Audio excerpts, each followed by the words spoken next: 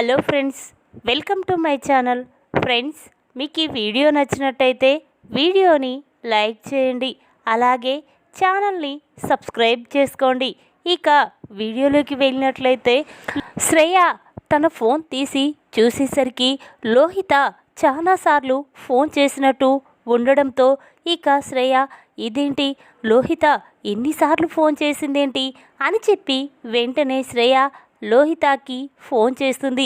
ఏంటి లోహి ఎన్నిసార్లు ఫోన్ చేశావు అనగానే అప్పుడు లోహిత చూడు శ్రేయ, చిన్ని గురించి ఏమైనా తెలిసిందా అనగానే అప్పుడు శ్రేయ లేదు లేదు లోహి, తెలియలేదు.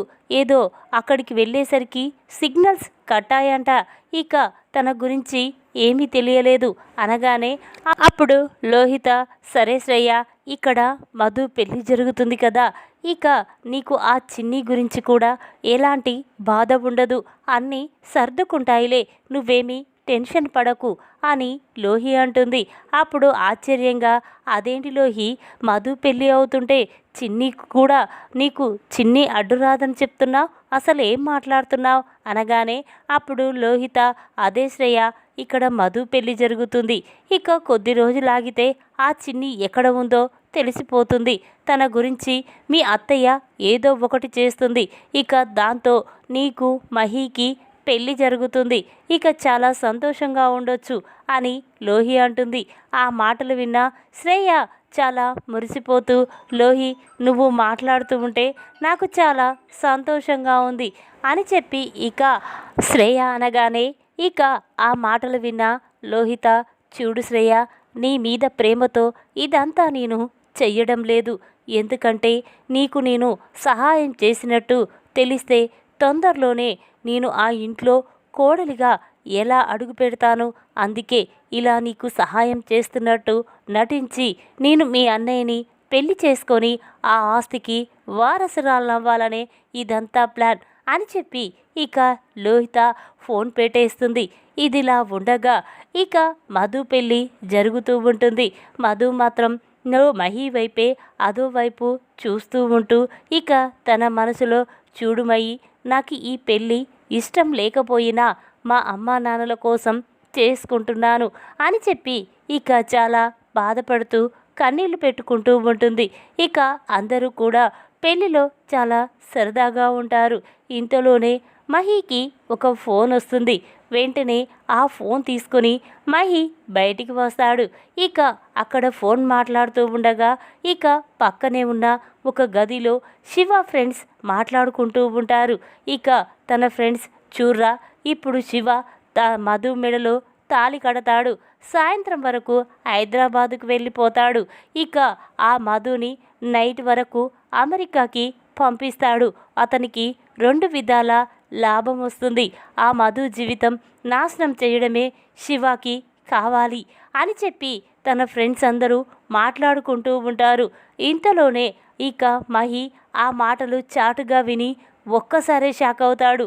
అంటే మధు మీద ఇష్టంతో శివ ఈ పెళ్ళి చేసుకోవడం లేదన్నమాట, మధు జీవితం నాశనం చేయడానికే ఈ పెళ్ళి చేసుకుంటున్నాడు, జరగనివ్వకూడదు అని చెప్పి వెంటనే మహి అక్కడికి వెళ్ళి వాళ్ళ కాలర్ పట్టుకొని ఒరేయ్ ఏం మాట్లాడుకుంటున్నారా, నిజం చెప్పండి, అసలు మధు జీవితం ఎందుకు నాశనం చేయాలనుకుంటున్నారు అని మహి అంటూ ఉంటే అక్కడ ఉన్న వాళ్ళు చూడు ఇదంతా నీకు అనవసరం, ముందిక్కడి నుంచి వెళ్ళు అంటూ ఉంటే అప్పుడు మహి వాళ్ళని కొడుతూ ఉంటాడు. ఇంతలోనే ఒక అతను పెద్ద కర్ర తీసుకొని మహి వెనకాలే తల మీద కొట్టడంతో మహి అక్కడే కింద పడిపోతాడు. ఇక అది చూసిన తన ఫ్రెండ్స్ ఒరే పదరా ఇక్కడి నుంచి వెళ్దాం, వీడిని కొట్టాడని వాళ్ళకి తెలిసిపోయిందనుకో మనల్ని ఇక్కడే చంపేస్తారు, వెళ్దాం పద అని చెప్పి ఇక వాళ్ళు ఆ మహిని ఆ గదిలో పెట్టి అక్కడి నుంచి వెళ్ళిపోతారు. ఇక ఇంతలోనే ముహూర్తం దగ్గర పడుతూ ఉంటుంది. ఇక మధు మాత్రం మహి వైపు అటు ఇటు చూస్తూ ఉంటుంది. ఇదేంటి మహి ఇంతసేపు ఇక్కడే ఉండి తాళి కట్టే టైంకి ఎక్కడికి వెళ్ళాడు అని చెప్పి ఇక మధు అనుకుంటూ ఉంటుంది. ఇంతలోనే శివ మధు మెడలో తాళి కట్టబోతూ ఉంటాడు. ఇక అది చూసిన మధు వద్దు, నా ప్రాణ స్నేహితుడు మహి వచ్చేంత వరకు నా మెడలో తాళి కట్టడానికి వీల్లేదు.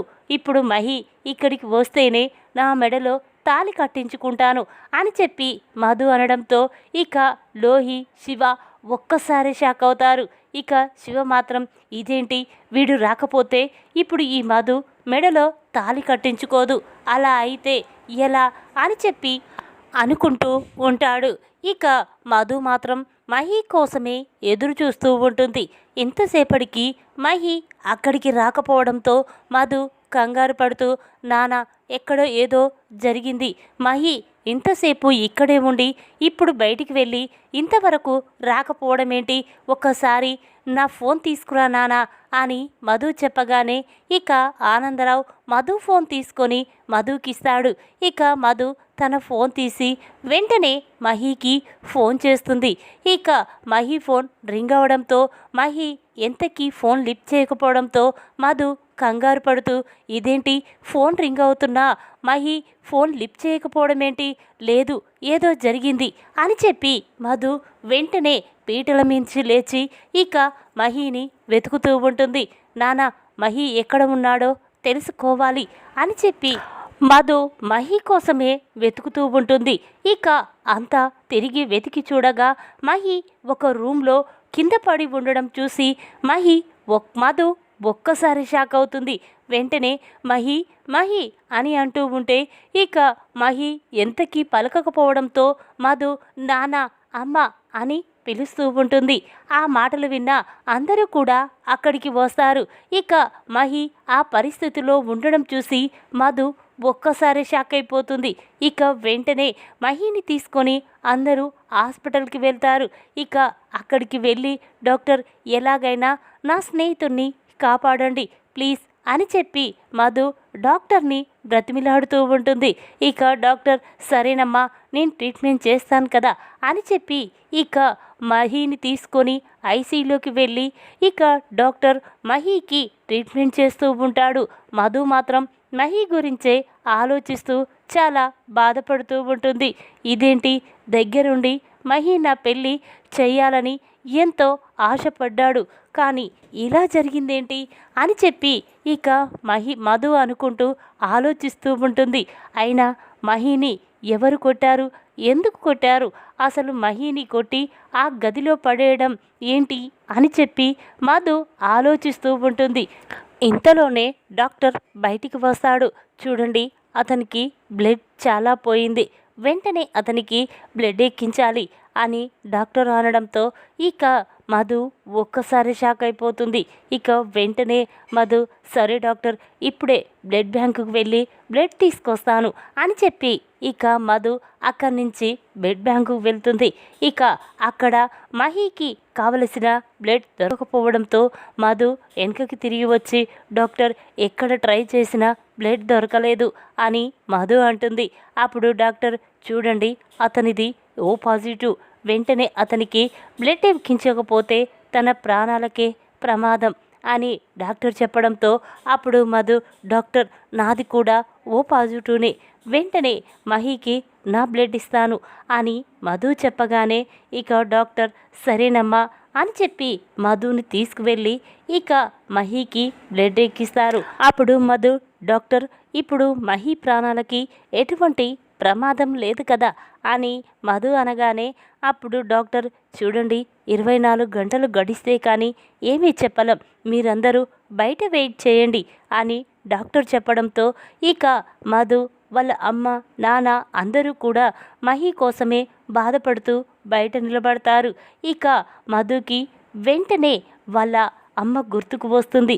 మహి హాస్పిటల్లో ఉన్నాడు, ఎలాగైనా ఈ విషయం వాళ్ళ అమ్మతో చెప్పాలి అని చెప్పి ఇక వెంటనే మధు మహి ఫోన్ తీసి నాగవల్లికి ఫోన్ చేస్తుంది.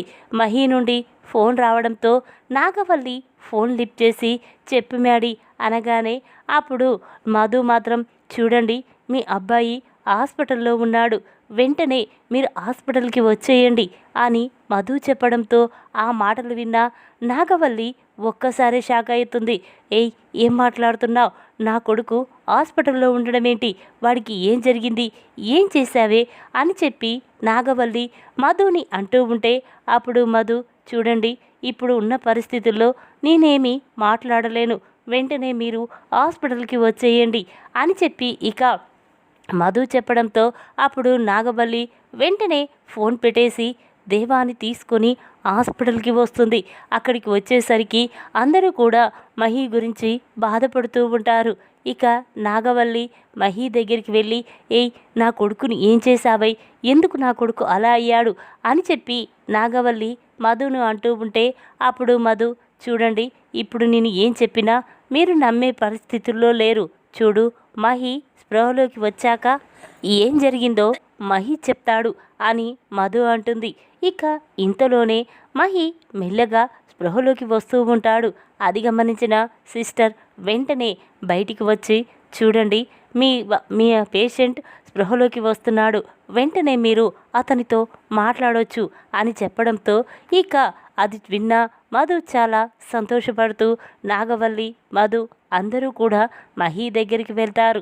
ఇక మహి మెల్లగా కళ్ళు తెరిచి చూసేసరికి అక్కడ నాగవల్లి మధు అందరూ ఉండడం చూసి మహి చాలా సంతోషపడుతూ ఉంటాడు. ఇక నాగవల్లి మాత్రం, ఏంటి మహి, ఏం జరిగిందిరా, నువ్వు ఇలాంటి పరిస్థితుల్లో ఉండడమేంటి, అసలు ఈ మధు నిన్ను ఏం చేయించిందిరా అని చెప్పి ఇక నాగవల్లి మధు గురించి తప్పుగా మాట్లాడుతూ ఉంటుంది. ఆ మాటలు విన్న మహి, లేదమ్మా మధుని ఏమనొద్దు, అసలు మధు జీవితాన్ని నాశనం చేయాలని చూసింది ఆ పెళ్లి కొడుకు. వాడి మాటలు నేను చాటుగా విని వాళ్ళని అడ్డుకోవాలని చూశాను, కానీ వాడు మాత్రం నన్ను రౌడీల చేత కొట్టించి గదిలో బంధించి అక్కడి నుంచి వెళ్ళిపోయాడు. కానీ నేను మధు వాడితో పెళ్లి జరిగిందని అనుకున్నాను, కానీ ఆ దేవుడు దయ వల్ల మధుకి ఆ శివకి పెళ్లి జరగలేదు, అదే చాలు అని చెప్పి ఇక మహి అంటాడు. ఆ మాటలు విన్న నాగవల్లి మధు ఒక్కసారి షాక్ అవుతారు. ఇక నాగవల్లి, ఇదేంటి, వాడిని మధుని పెళ్లి చేసుకొని ఈ ఊరు తెచ్చి వెళ్ళిపోమ్మని చెప్పాను, కానీ వాడు నా దగ్గర నుండే డబ్బులు తీసుకొని నా కొడుకునే చంపాలని చూస్తాడా, వాడి సంగతి చెప్తాను అని చెప్పి నాగవల్లి అనుకుంటూ ఉండగా ఇంతలోనే మహి, చూడమ్మా వాడి చేత ఎవరు చేయించారో నాకు తెలుసు అని చెప్పి ఇక మహి అంటాడు. ఆ మాటలు విన్న నాగవల్లి ఒక్కసారి షాక్ అవుతుంది. వాడి చేత చేయించడమేంట్రా, వాడు మధుని ఇష్టపడి పెళ్లి చేసుకుంటున్నాడు, వాడు ఎవరు చెప్తే చేస్తాడు అని నాగవల్లి అనగానే అప్పుడు మహి, లేదమ్మా వాడి చేత నాటకమాడించింది అంతా నువ్వే కదా, నేను మధు క్లోజ్గా ఉండడం నీకు నచ్చలేదు, అందుకే నన్ను మధుని విడదీయడం కోసమే నువ్వు వాడి చేత నాటకమాడించి మధు మెడలో వాడి చేత తాళి కట్టించి మధు జీవితాన్ని నాశనం చెయ్యాలని చూసావు, కానీ ఆ దేవుడి దయ వల్ల నేను మాటలు చాటుగా విని మధు పెళ్ళి జరగకుండా చేశాను అని మహి చెప్పడంతో ఆ మాటలు విన్న మధు ఒక్కసారి షాక్ అవుతుంది. ఇక చాలా కోపంగా వెంటనే నాగవల్లి చెంప పగలగొడుతుంది. చి, నువ్వు అసలు ఆడదానివేనా, ఒక ఆడపిల్ల జీవితాన్ని నాశనం చేయడం కోసం ఇంత నీచానికి దిగజారుతావా అని చెప్పి మధు అనగానే అప్పుడు నాగవల్లి, చూడు నువ్వు నా కొడుకుతో అలా తిరగడం నాకు నచ్చలేదు, అందుకే నిన్ను మహిని విడదీయడం కోసమే ఇలా చేశాను, నిన్ను విడదీసి నా కోడలిగా నా ఇంట్లో శ్రేయకి తప్ప నీకు స్థానం లేదు, అందుకే నిన్ను ఇలా చెయ్యాలనుకున్నాను అని చెప్పి నాగవల్లి అంటుంది. ఆ మాటలు విన్న మహికి చాలా కోపం వస్తుంది. ఏంటమ్మా నువ్వు ఇలా చేయడమేంటి, ఒక ఆడపిల్ల జీవితాన్ని నాశనం చేయడానికి కూడా వెనకాడలేదేంటి అని చెప్పి ఇక వెంటనే మహి అక్కడి నుంచి లేచి ఇక పక్కనే ఉన్న ఒక పసుపు కొమ్ము తీసుకొని మధు మెడలో తాళి కడతాడు. ఇక అది చూసిన నాగవల్లి దేవ ఒక్కసారి షాక్ అవుతారు. మహి, నువ్వు ఏం చేస్తున్నావో నీకైనా అర్థమవుతుందారా అని నాగవల్లి అనగానే అప్పుడు మహి, చూడమ్మా నువ్వు మధు జీవితాన్ని నాశనం చెయ్యాలనుకున్నావు, కానీ నేను మాత్రం మధు జీవితం నాశనం కాకుండా చూడాలనుకున్నాను, అందుకే మధు మెడలో తాళి కట్టాను అని మహి అంటాడు. అప్పుడు దేవ, చూర్రా నా ఇంట్లో నా కోడలిగా అడుగుపెట్టే హక్కు శ్రేయాకి తప్ప ఇంకెవరికీ లేదు అని దేవా అనగానే అప్పుడు మహి, చూడు నాన్న, నేను చిన్ని కోసమే ఇన్ని రోజులు వెతికాను, కానీ చిన్ని ఎక్కడా నాకు కనిపించలేదు. అందుకే మధు జీవితం నాశనం కాకుండా ఉండడం కోసమే నేను మధు మెడలో తాళి కట్టాను అని చెప్పి ఇక మహి అనగానే ఆ మాటలు విన్న మధు ఆశ్చర్యంగా చూస్తూ ఉంటుంది. ఏంటి మహి, ఏంటి చిన్ని, ఏంటి అసలు చిన్ని ఎవరు అని చెప్పి మధు అంటూ ఉంటే అప్పుడు మహి, చూడు మధు, నా చిన్నప్పటి నా ప్రాణ స్నేహితురాలు చిన్ని నాకు 10 ఏళ్ల వయసులోనే దూరమైపోయింది. ఇన్ని రోజులు నేను నా చిన్ని కోసమే ఎక్కడెక్కడో వెతికాను, కానీ నాకు ఎక్కడా కనిపించలేదు. కానీ ఇన్ని రోజులు నాకు చిన్ని కోసం ఎదురు చూశాను, కానీ నీ జీవితం ఇలా నాశనమైపోతూ ఉంటే చూస్తూ ఊరుకోలేకపోయాను అని మహి జరిగిన విషయం మొత్తం కూడా మధుకు చెప్తాడు. ఆ మాటలు విన్న మధు చాలా సంతోషపడుతూ వెంటనే మహిని హగ్ చేసుకొని, చూడు మహి, నేను ఇన్ని రోజులు మ్యాడీ అనుకున్నాను, కానీ నువ్వే నా చిన్నప్పటి నా ప్రాణ స్నేహితుడు మహేంద్ర వర్మని అస్సలు ఊహించుకోలేకపోయాను. చూడు, నా పేరు మధు, ఆ మధు కాదు, నీ ప్రాణ స్నేహితురాలు చిన్నీని అని చెప్పడంతో ఇక మహి ఒక్కసారి షాక్ అవుతాడు. ఏంటి మధు నువ్వు చెప్పేది అనేసరికి అప్పుడు మధు, అవును మహి, నువ్వు ఎవరి కోసమైతే వెతుకుతున్నావో ఆ చిన్నీని నేనే అని మధు అంటుంది.